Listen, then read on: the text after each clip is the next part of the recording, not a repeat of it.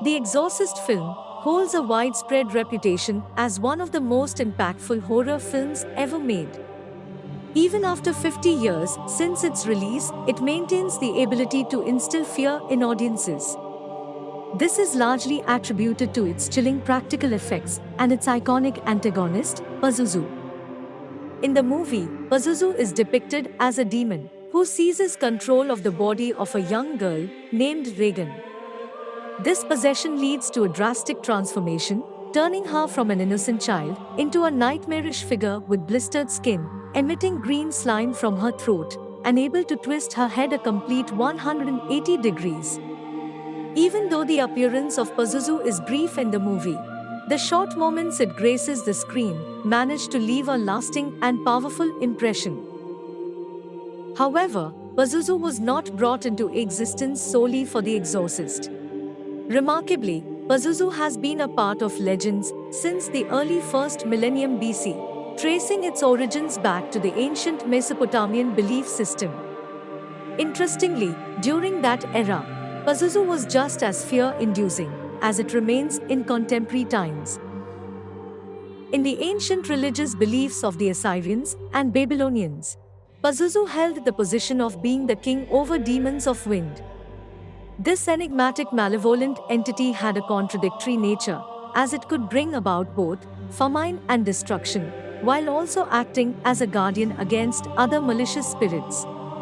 According to the Encyclopaedia Britannica, the earliest archaeological proof of Pazuzu's existence was discovered in the tomb of a royal woman near present-day Iraq, dating back to the 8th century BC. Depictions of Pazuzu share commonalities with images of other Mesopotamian demons, yet they display distinctive features. Pazuzu's head, for instance, adopts a more rectangular form and showcases horns, pronounced eyebrows, a bifurcated beard, and a wide canine-like mouth that exposes his teeth and tongue. It's evident that this represented the initial Mesopotamian iconographic instance of blending multiple animal attributes. Before Pazuzu, artistic representations generally integrated only a solitary animal aspect onto a human figure. According to the perspective of the ancient Assyrians and Babylonians, Pazuzu held the role of a wicked underworld demon who commanded the winds. These winds brought about scarcity during dry spells and brought forth storms and swarms of locusts during the rainy season. In an effort to mitigate Pazuzu's harmful influences, people in ancient times turned to prayers as a way to redirect the winds for more beneficial purposes. Even though Pazuzu carried the label of malevolence, he wasn't the embodiment of absolute evil. He was commonly recognized as a protective entity, as much as a destructive one. His invocation often sought defense against other malefic beings, particularly guarding pregnant women and children from the notorious demoness, Lamashtu.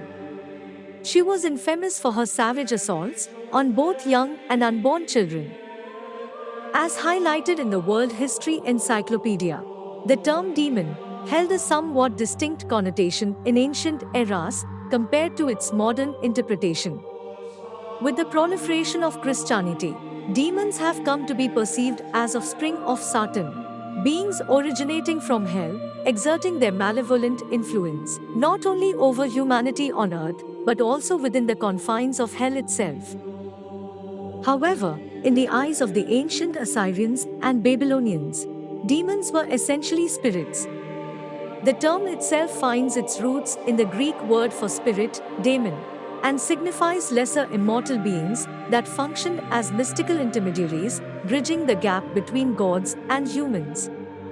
Demons were dispatched either for the purpose of punishing mortals or to inspire them to fulfill their obligations. Consequently, not every demon was inherently malevolent, and even those who possessed such characteristics, similar to Pazuzu, frequently displayed intricate layers of complexity within their personas. Possibly the most perplexing aspect of Pazuzu is the remarkable challenge archaeologists encounter in pinpointing his origins. In contrast to numerous other mystical entities from history, there exists no concrete evidence tracing the gradual evolution of Pazuzu's prevalent iconography. According to archaeological findings, depictions of Pazuzu appear to have emerged suddenly, fully formed, defying any discernible progression. Strikingly, Pazuzu's visual representation remained constant over time, almost as if a collective consensus materialized regarding his identity and appearance. This situation creates a dilemma for historians and scholars, striving to identify a specific place or temporal origin for these depictions. Nonetheless, it is conceivable that the emergence of Pazuzu's iconography can be traced back to either Egypt or Mesopotamia. Artifacts such as amulets and other depictions of Pazuzu have been discovered across a wide array of places, encompassing regions from the Levant, Mesopotamia, and Iran to the Greek island of Samos.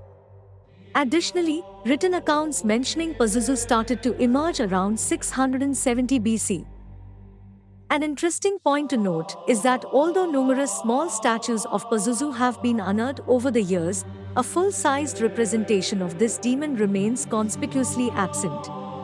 This absence might be attributed to the Assyrian and Babylonian notion that crafting a likeness of an underworld entity could potentially attract the entity's attention. Due to this conviction, only a scant number of likenesses portraying other demons, including Ereshkigal, the Queen of the Dead, were ever crafted. Furthermore, the size of the depiction also played a role in determining the extent of its perceived power. Pazuzu's role as a guardian probably played a part in spreading his images widely and making him well known today. However, this doesn't completely clarify why other demons from Mesopotamia didn't endure in the same way over time. In our view, the simplest answer to this question is also the most obvious, and that is Christianity. As Christianity spread across the globe, believers no longer found a use for protective demons. Naturally, Christians preferred the old beliefs to fade away, making room for their new monotheistic religion. Demons from the previous faith were associated with hell, as anything originating from the underworld had no place in the sacred realm of heaven. In fact, the New Testament often portrays Jesus Christ expelling demons back to hell, a theme that has resonated throughout history in various forms of media. This motif is evident in works like The Exorcist, where a priest invokes biblical references to banish the demon Pazuzu back to hell.